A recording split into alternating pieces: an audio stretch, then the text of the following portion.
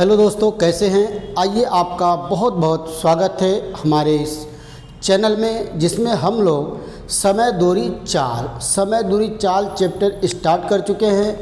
और समय दूरी चाल में काफ़ी कॉन्सेप्ट, बेसिक बातें मैंने आपको बता दिया है कि क्या होता है चाल, क्या होता है दूरी, क्या होता है समय, और चाल के मात्रक क्या होते हैं, और एक मात्रक को दूसरे मात्रक में कैसे हम लोग बदला जाए या कैसे चेंज किया जाए, ये भी क्वेश्चन मैंने आपको करा दिया है।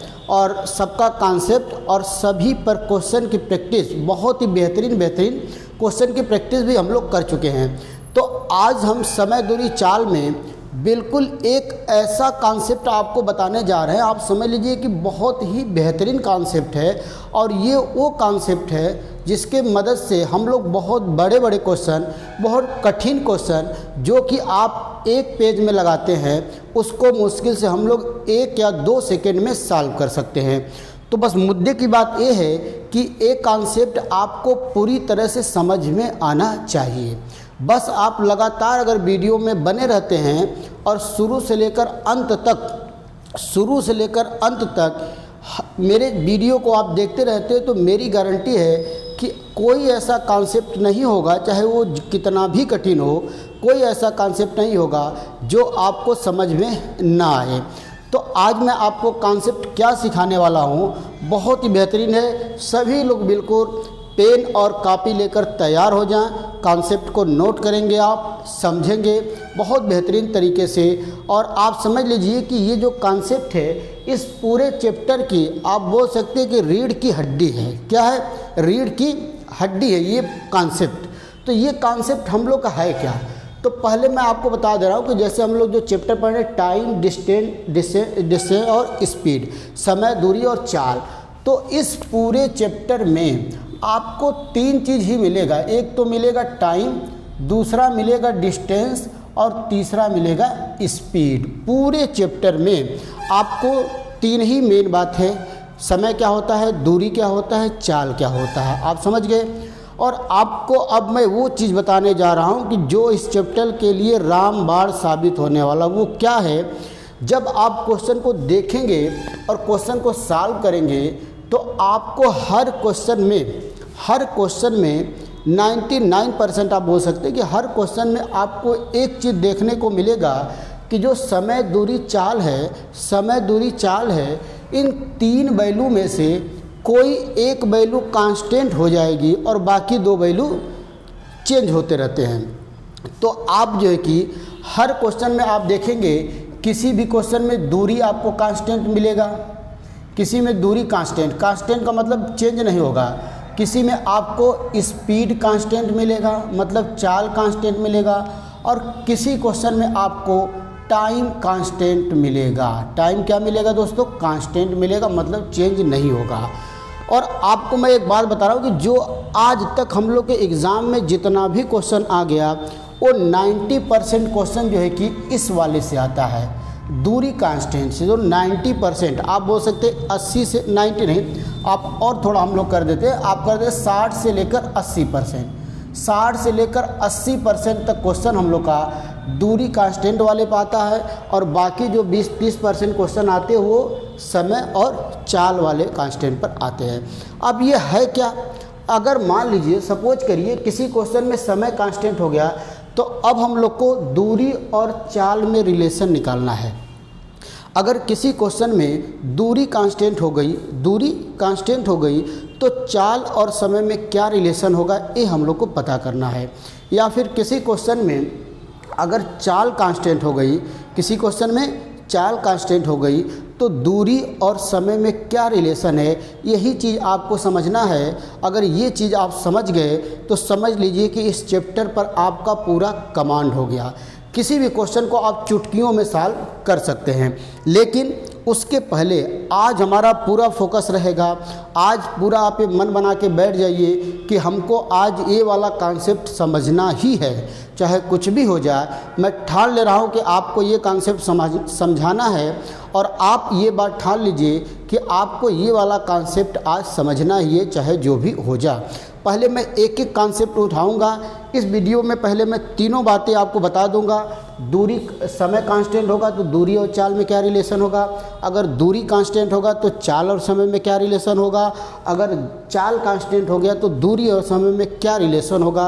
पहले तो मैं ये आपको पूरा कॉन्सेप्ट समझाऊंगा, फिर एक एक केस लेते हुए और उस पर क्वेश्चन मैं आपको सॉल्व कराऊंगा। पहले क्या करना, हम लोग को पूरा कॉन्सेप्ट एक बार समझाऊंगा, फिर उसके बाद एक एक केस इसमें से उठाऊंगा। जैसे मैंने उठा लिया कि दूरी कांस्टेंट, तो दूरी कांस्टेंट वाले पर जितने भी क्वेश्चन बन सकते हैं, आज तक जितने भी टाइप के क्वेश्चन बने हैं, जितने भी तरीके के क्वेश्चन बने हैं, वो सारे क्वेश्चन मैं आपको कराऊंगा। क्लियर हो गया सबको बात। तो आइए अब हम लोग स्टार्ट करते हैं। आइए अब हम लोग क्या करते हैं भाई, स्टार्ट करते हैं। तो देखिए, अच्छा इसका नोटिफिकेशन कर लेते हैं। हम टाइम को हमेशा टी से दिखाएंगे और दूरी को हमेशा डी से दिखाएंगे और चाल को हम लोग हमेशा भी से दिखा सकते हैं। भी मतलब वेलोसिटी होता है। यस से भी आप दिखा सकते हैं, भी से भी दिखा सकते हैं, कोई दिक्कत नहीं। ठीक है, तो अब हम आपको लेते हैं केस नंबर 1। बहुत ही ध्यान से दोस्तों समझेंगे, बिल्कुल कंसंट्रेशन आप बनाए रहेंगे, एकदम ध्यान समझ लीजिए कि इस पूरे चैप्टर की हम लोग रीढ़ की हड्डी पकड़ चुके हैं। ये रामबाण साबित होने वाला है पूरे चैप्टर में। तो आइए, अगर दूरी कांस्टेंट हो गया, मान लीजिए आप जो है जैसे घर से स्कूल जा रहे हैं और स्कूल से घर आ रहे हैं, घर से स्कूल जा रहे हैं और स्कूल से घर आ रहे हैं, तो आपकी दूरी क्या है, कांस्टेंट है। सपोज करिए घर से स्कूल गए आप 20 किलोमीटर प्रति घंटा की चाल से और स्कूल से घर आए 10 किलोमीटर प्रति घंटा की चाल से, तो यहाँ पर आपका दूरी कांस्टेंट है, लेकिन चाल आपकी क्या हो रही है, बदल रही है। चाल आपकी क्या रही है, बदल रही है। तो अब आपको यही बात हमको बताना है, यही बात हमको समझाना है कि अगर दूरी कांस्टेंट हो गया, अगर दूरी कांस्टेंट कर दिया जाए, 2 व्यक्ति, 3 व्यक्ति, 4 व्यक्ति, जितने भी व्यक्ति हों, अगर सभी के लिए हम लोग दूरी कांस्टेंट कर दें तो उनके चाल और समय में क्या रिलेशन होना चाहिए। बहुत ही प्रैक्टिकल बातें हैं, आप इसको महसूस भी करेंगे, डेली आप यूज में देखते भी होंगे। अगर दूरी, पहले तो हम लोग इसका डेरिवेशन करते हैं, फिर प्रैक्टिकल बात करेंगे।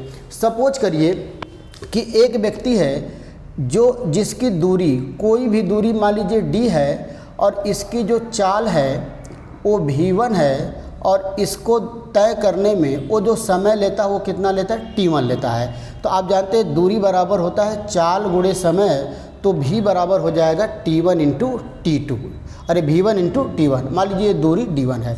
मान लीजिए कोई दूसरा व्यक्ति है, अगर उसकी भी दूरी d है, अच्छा दूरी हम लोग बराबर किए हैं तो दोनों की दूरी हम बराबर लेते हैं। तो दूसरा व्यक्ति मान लीजिए b है और इसकी जो चाल है वो दोस्तों v2 है और इसको जो समय लग रहा है वो कितना लग रहा है भाई, t2।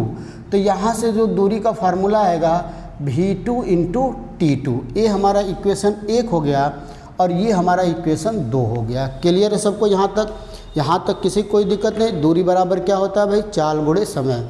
अब आपको पता है कि दोनों दूरी बराबर है, दोनों का लेफ्ट हैंड साइड अगर बराबर है तो राइट हैंड साइड भी बराबर होना चाहिए। इसका मतलब v1 इंटू t1 बराबर v2 इंटू t2। तो अगर हम इसको रहने दें v1 और इसको नीचे ला दें v2, तो ये हो जाएगा t2 अपान t1। यही बहुत इम्पॉर्टेंट जो रिजल्ट हम लोग को मिला कि v1 अपान v2 बराबर t2 अपान t1। इसका मतलब अगर 2 व्यक्तियों की दूरी बराबर कर दिया जाए, 2 व्यक्तियों की अगर दूरी, 2 व्यक्ति अगर बराबर दूरी को तय करते हैं और उनका चाल और समय अलग अलग है, तो उनके चाल का अनुपात उनके समय के अनुपात का व्युत्क्रमानुपाती होगा या उल्टा होगा। मतलब v1 अपान v2 बराबर t2 अपान t1। अगर उनके चाल का अनुपात, सपोज कर लीजिए 2 व्यक्ति हैं जिनके चाल का अनुपात है कितना भाई, 2 संबंधे 3, तो जो उनके समय का अनुपात होगा दोस्तों ये हो जाएगा 3:2। मतलब चाल का अनुपात समय के अनुपात का उल्टा होगा और समय का अनुपात चाल के अनुपात का उल्टा होगा। यही रिजल्ट हम लोग निकाले v1 अपान v2 बराबर t2 अपान t1। तो अगर ये t1 अपान t2 निकालना होगा तो v2 अपान v1। मतलब जो चाल का अनुपात होगा, अगर पहले वाली चाल अनुपात दूसरे वाले की चाल, तो दूसरे वाले का समय बटा में पहले वाले का समय। तो पहला जो केस हम लोग का यही था कि अगर दूरी कांस्टेंट हो, केस नंबर 1 हम लोग क्या लिखे थे भाई, अच्छा ये नहीं लिखे थे। केस नंबर 1 जो है ये है दूरी कांस्टेंट वाला। अब इसको जान जाइए, यदि दूरी कांस्टेंट हो, दूरी क्या हो, नियत हो, तो अगर दूरी नियत हो तो चाल के अनुपात समय के अनुपात का उल्टा होगा। चाल का अनुपात समय के अनुपात का उल्टा होगा। आप देख भी रहे हैं कि V1/V2 बराबर T2/T1। अगर एग्जाम्पल हम आपको समझाए कि अगर दो व्यक्ति समान दूरी को तय कर रहे हैं, दो व्यक्ति समान दूरी को तय कर रहे हैं और उनके चाल का अनुपात 2/3 है, तो उनके द्वारा लिए गए समय का अनुपात होगा 3/2 होगा। क्या होगा दोस्तों, 3/2 होगा। बिल्कुल प्रैक्टिकल बातें, आपको रटने की ज़रूरत नहीं। आप सोचिए, अब खुद महसूस करिए, अगर आपको घर से कोचिंग आना है और कोचिंग से घर जाना है, 2 स्टूडेंट आप लोग हैं, अगर घर से कोचिंग आपकी दोनों के लिए दूरी फिक्स है, तो अगर दोनों व्यक्ति के लिए दूरी फिक्स है तो जिसकी चाल ज़्यादा होगा वो कोचिंग पहले पहुंच जाएगा और जिसकी चाल कम होगी वो कोचिंग लेट पहुंचेगा। क्या पहुंचेगा, लेट पहुंचेगा। इसका मतलब चाल और समय में कैसा रिलेशन होगा, व्युत्क्रमानुपाती का। अगर दूरी कांस्टेंट है तो आपकी चाल ज़्यादा है तो आप कम समय लेंगे और किसी की चाल कम है तो वो ज़्यादा समय लेगा। तो पहला जो रिजल्ट आ गया हम लोग के सामने, जो पहला रिजल्ट आ गया कि अगर दूरी फिक्स है, अगर दूरी कांस्टेंट है, 2 व्यक्ति या 3 व्यक्ति, तो जो उनके चाल का अनुपात होगा और उनके समय का अनुपात होगा एक दूसरे के क्या होंगे, व्युत्क्रमानुपाती होगा। मतलब V1/V2 बराबर T2/T1 बराबर T2/T1। मतलब उल्टा, चाल का अनुपात समय के अनुपात का उल्टा होगा या समय का अनुपात चाल का अनुपात का उल्टा होगा। ये तो आपको मैंने पहला केस समझाया। कौन सा केस, जिसमें हम लोग का D क्या होता है, D क्या होता है भाई, कांस्टेंट। कांस्टेंट D हमारा क्या होगा, कांस्टेंट होगा। तो अब आइए अगले केस की बात करते हैं। अगर हम लोग का टाइम कांस्टेंट हो जाए या चाल कांस्टेंट होगा, समय या चाल में से, आइए देखते हैं।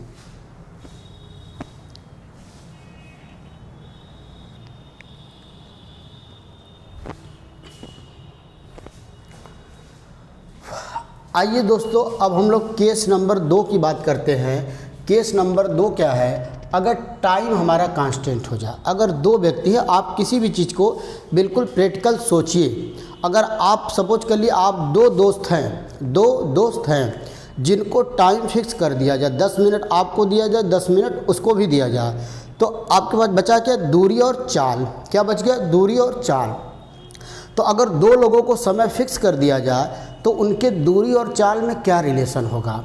तो आप खुद सोच सकते हैं कि अगर टाइम सबको फिक्स कर दिया जाए तो जिसकी चाल ज़्यादा होगी वो अधिक दूरी तय करेगा और जिसकी चाल कम होगी वो कम दूरी तय करेगा। इसका मतलब चाल और समय एक दूसरे के डायरेक्ट प्रोपोर्शन है, एक दूसरे के समानुपाती है, अगर टाइम कांस्टेंट हो तब। अगर टाइम कांस्टेंट हो, अगर मान लीजिए कोई भी काम करना है, अगर सभी के लिए हम टाइम फिक्स कर दें, तो जिस व्यक्ति की स्पीड ज़्यादा होगी वो ज़्यादा काम करेगा और जिस व्यक्ति की स्पीड कम होगी वो कम काम करेगा, मतलब कम दूरी तय करेगा। तो आइए बात करते हैं और इसका डेरिवेशन हम लोग देखते हैं कि कैसे आता है। मान लीजिए किसी व्यक्ति को D1 दूरी कितना तय करना है, D1, और इसकी जो चाल है वो क्या है भाई, V1, और इसको जो समय लग रहा है वो कितना लग रहा है, T लग रहा है। सपोज करिए पहला व्यक्ति है, तो यहाँ से समय बराबर होगा दूरी बटा चाल, मतलब D1/V1। क्या होगा दोस्तों, D1/V1 होगा। यहाँ तो कोई दिक्कत नहीं। मान लीजिए एक दूसरा व्यक्ति है जो दूरी तय कर रहा है D2 और इसकी जो चाल है वो है दोस्तों V2 और इसको जो समय लग रहा है वो भी कितना लग रहा है, T लग रहा है, क्योंकि T को हमको क्या लेना है, कांस्टेंट। तो यहाँ से जो समय आएगा वो आएगा D2/V2, समय बराबर दूरी बटा चाल। तो ये हमारा इक्वेशन 1 मिला और ये हमारा इक्वेशन 2 मिला। तो ये देखिए यहाँ भी T है, यहाँ भी T है, तो लेफ्ट हैंड साइड बराबर तो राइट हैंड साइड को बराबर करना पड़ेगा। मतलब D1/D2, अरे D1/V1 है, D1/V1 बराबर D2/V2, या इसी बात को हम लोग चाहे तो D2 को यहाँ ला दें और V1 को यहाँ, तो यही फार्मूला बन जाएगा d1/d2 बराबर v1/v2। ये हम लोग का दूसरा रिजल्ट आ गया, बहुत बेहतरीन रिजल्ट। ये हम लोग का दूसरा रिजल्ट आ गया। क्या दूसरा रिजल्ट आ गया दोस्तों? अगर दो व्यक्तियों की दूरी अगर कांस्टेंट है, समय अगर कांस्टेंट है, तो उनके दूरी का अनुपात उनके चाल के अनुपात के बराबर होगा। मतलब दूरी और चाल में कैसा रिलेशन होगा? समानुपाती होगा। अगर मैं बोल दूं कि दो व्यक्ति बराबर समय में, दो व्यक्ति किसी दूरी को बराबर समय में तय करते हैं और इनके द्वारा तय की गई दूरी का अनुपात है 4:5। दो व्यक्तियों द्वारा बराबर समय में तय की गई दूरी का अनुपात अगर 4:5 है, तो बताइए उनके चाल का अनुपात क्या होगा? तो आप बोलेंगे कि भाई ये भी 4:5 होगा, क्योंकि दूरी का अनुपात और चाल का अनुपात क्या होता है? बराबर होता है। अगर समय कांस्टेंट है तो क्या बचा? दूरी और चाल। तो आप इस बात को बिल्कुल महसूस करिए, फील करिए। जैसे ये चीज़ आपको रटना नहीं है, आपके दिमाग में तुरंत आना चाहिए कि अरे भाई, अगर हमको समय फिक्स कर दिया गया, अगर हम लोग दो दोस्त हैं, अगर हम लोग को कहीं से कहीं जाना है, अगर हम लोग को समय फिक्स कर दिया गया, उसको भी 1 घंटा और हमें भी 1 घंटा, तो जिसकी चाल ज़्यादा होगी वो ज़्यादा दूरी तय करेगा और जिसकी चाल कम होगी वो कम दूरी तय करेगा। तो इसका मतलब दूरी और चाल में कैसा रिलेशन हो गया? समानुपाती का हो गया। कैसा रिलेशन हो गया दोस्तों? समानुपाती का हो गया। क्लियर हो गया? दूसरा केस भी आप समझ पाएँ? बिल्कुल। दूसरा केस क्या था हम लोग का? Time constant. क्या था? Time constant. अब लास्ट केस हम लोग का बचा हुआ है, क्या हम लोग कांस्टेंट? चाल हम लोग का कांस्टेंट होना चाहिए। चाल हमारा कांस्टेंट होना चाहिए, तब हम लोग का तीनों कॉन्सेप्ट क्लियर हो जाएगा। आइए केस नंबर 3 बात करते हैं हम लोग। केस नंबर 3 क्या है? केस नंबर 3 क्या है? अगर भी कांस्टेंट हो, मतलब चाल कांस्टेंट हो, भी क्या हो? कांस्टेंट। मान लीजिए दो व्यक्ति है ए और बी, ठीक है? दो व्यक्ति ए और बी है। पहले वाले की चाल कितनी है? भी है, और ये किसी दूरी को तय कर रहा है, मान लीजिए d1, और ये समय कितना ले रहा है दोस्तों? t1। सपोज करिए कोई व्यक्ति ए है जिसकी चाल कितनी है? भी है, दूरी कितना तय कर रहा है? d1, और समय कितना ले रहा है? t1। और दूसरा व्यक्ति बी है, इसकी भी चाल कितनी है? भी है, और ये कितना दूरी तय कर रहा है भाई? d2, और ये समय कितना ले रहा है दोस्तों? t2, क्योंकि इसमें चाल कांस्टेंट है। क्लियर है? चाल कांस्टेंट है। तो यहाँ से चाल निकालेंगे। चाल बराबर होता है दूरी बटा समय, मतलब d1/t1, और यहाँ से चाल निकालेंगे तो आएगा d2/t2। ये आ गया इक्वेशन नंबर 1 और ये आ गया इक्वेशन नंबर 2। यहाँ से चाल का जो फार्मूला आया वो आया d1/t1, और यहाँ से जो चाल आ गया d2/t2 आ गया। तो यहाँ भी और यहाँ भी लेफ्ट हैंड साइड बराबर, तो राइट साइड भी बराबर होगा। मतलब इक्वेशन 1 और 2 से हम लोग लिख सकते हैं d1/t1 बराबर d2/t2। अब हम लोग t2 को यहाँ ले जा सकते हैं और d2 को यहाँ, तो ये होगा d1/d2 बराबर t1/t2। यही हम लोग का तीसरा रिजल्ट आ गया। क्या रिजल्ट आ गया दोस्तों? तीसरा बहुत बेहतरीन। अगर चाल कांस्टेंट है तो दूरी और समय में क्या रिलेशन होगा? दूरी का अनुपात बराबर चाल का अनुपात, मतलब दूरी और समय में समानुपाती का रिलेशन होगा। आप इस बात को महसूस करिए। अगर आप लोग दो दोस्त हैं, क्या है? दो दोस्त हैं, अगर दोनों लोग की चाल फिक्स कर दिया जाए, तो जो कम दूरी तय करेगा कम समय लेगा, और जो ज़्यादा दूरी तय करेगा उसको ज़्यादा समय लगेगा। बिल्कुल प्रैक्टिकल बात है। अगर दो दोस्त आप लोग आ रहे हैं, जा रहे हैं, अगर दोनों लोग को कहा जाए कि भाई दोनों लोग की चाल क्या होना चाहिए? बराबर होना चाहिए, कांस्टेंट होना चाहिए, एक ही होना चाहिए। तो अगर चाल बराबर है तो जिसको ज़्यादा समय मिलेगा वो ज़्यादा दूरी तय करेगा, और जिसको कम समय मिलेगा वो कम दूरी तय करेगा। इसका मतलब अगर चाल हमारा कांस्टेंट है तो दूरी का अनुपात बराबर समय का अनुपात होगा। तो मैंने आपको बिल्कुल 3 बातें बताई, तीनों केस मैंने आपको बता दिया। कौन कौन केस हम लोग बात किए? आइए एक बार सब केस हम लोग शॉर्टकट में रिवीजन कर लेते हैं, तो ये हम लोग का पूरा कॉन्सेप्ट क्लियर हो जाएगा। उसके बाद एक एक कॉन्सेप्ट हम लोग उठाएंगे, एक एक केस उठाएंगे और उस पर जितने भी तरीके के क्वेश्चन बन सकता है वो सारे क्वेश्चन मैं आपको कराऊंगा। बिल्कुल आपको टेंशन लेने की ज़रूरत है नहीं, बहुत ही बेहतरीन तरीके से आप समझ लीजिए मैथ आप पढ़ रहे हैं। तो पहला केस क्या था? पहला केस हम लोग का था यदि डी कांस्टेंट हो, डी कांस्टेंट हो, डी क्या हो? कांस्टेंट। तो आप डायरेक्ट सोचिए, मैं इस बार डेरिवेशन नहीं कराऊंगा, आप महसूस करिए कि अगर आप सपोज करिए, आप हमेशा समझिए कि आप दो दोस्त हैं। कितने दोस्त हैं? दो दोस्त। दोनों को दूरी फिक्स है, समान दूरी तय करना है, समान दूरी तय करना है। तो कौन जल्दी दूरी तय करेगा? जिसकी चाल ज़्यादा होगी वो कम समय लेगा और जिसकी चाल कम होगी वो ज़्यादा समय लेगा। जिसकी चाल ज़्यादा होगी वो कम समय लेगा और जिसकी चाल कम होगी वो ज़्यादा समय लेगा। मतलब समय और चाल एक दूसरे के क्या है? उल्टा हैं। क्या भैया? उल्टा। तो अगर पहले का चाल V1 बटा V2 तो ये किसके बराबर आएगा? T2 अपान T1 के। उनके चाल का अनुपात उनके समय के अनुपात का क्या होगा? उल्टा होगा। ये केस नंबर 1 था। अब आइए केस नंबर 2 की बात किया जाए।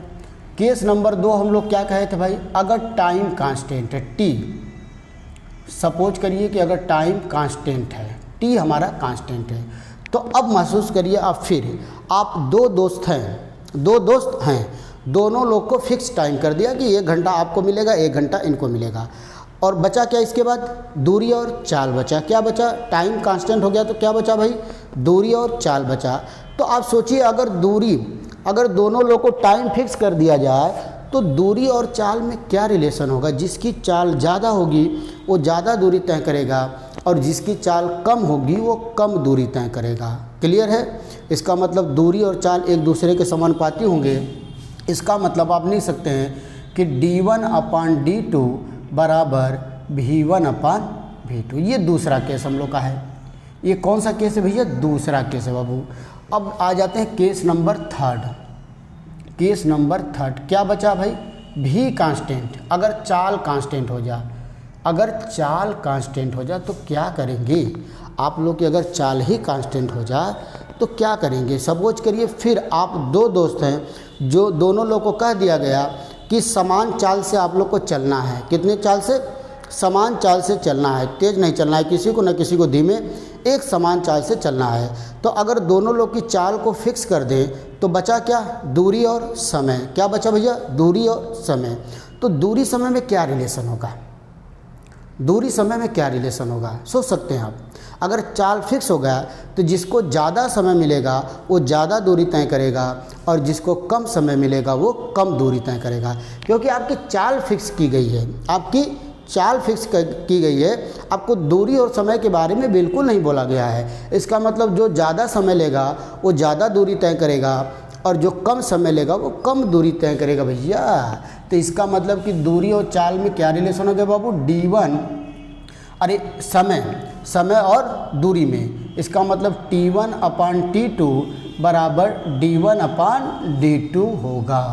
क्या तीनों कॉन्सेप्ट आप बेहतरीन तरीके से समझ पाए कि नहीं? तीनों कॉन्सेप्ट जो भी मैं आपको बताना चाहा, 3 ही चीज़ पूरे चैप्टर में है। एक तो दूरी है, एक चाल है, एक समय है। किसी क्वेश्चन में आपको दूरी कांस्टेंट मिल जाएगा, किसी क्वेश्चन में आपको चाल कांस्टेंट मिल जाएगा और किसी क्वेश्चन में आपको समय कांस्टेंट मिल जाएगा। तो ये 2 तरीके से मिलेगा। कभी कभी तो क्वेश्चन में डायरेक्ट बोल देगा कि दूरी कांस्टेंट है, कि समय कांस्टेंट है, कि चाल कांस्टेंट है। और कभी कभी क्वेश्चन में आपको डायरेक्ट लिखा नहीं रहेगा, क्वेश्चन पढ़कर आपको समझना पड़ेगा कि एक्चुअल में इस क्वेश्चन में कांस्टेंट है क्या। जैसे सपोज करिए बोल रहा है कि एक लड़का घर से स्कूल गया और स्कूल से घर आया, तो आपको समझ जाना चाहिए कि इसमें क्या है? दूरी कांस्टेंट है। इसमें बोला नहीं है, लेकिन आप जानते हैं कि घर से स्कूल जाएंगे और स्कूल से घर आएंगे तो दोनों दूरी क्या है भैया? बराबर है। दोनों दूरी क्या है बाबू? बराबर आ जाएगा। क्लियर है? तो ये मैंने आपको तीनों कॉन्सेप्ट समझाया जो कि इस चैप्टर के लिए ये रामबाण साबित हुआ। अगर ये कॉन्सेप्ट आप समझ गए तो समझ लीजिए इस चैप्टर के कठिन से कठिन सवाल बिल्कुल चुटकियों में लगेगा।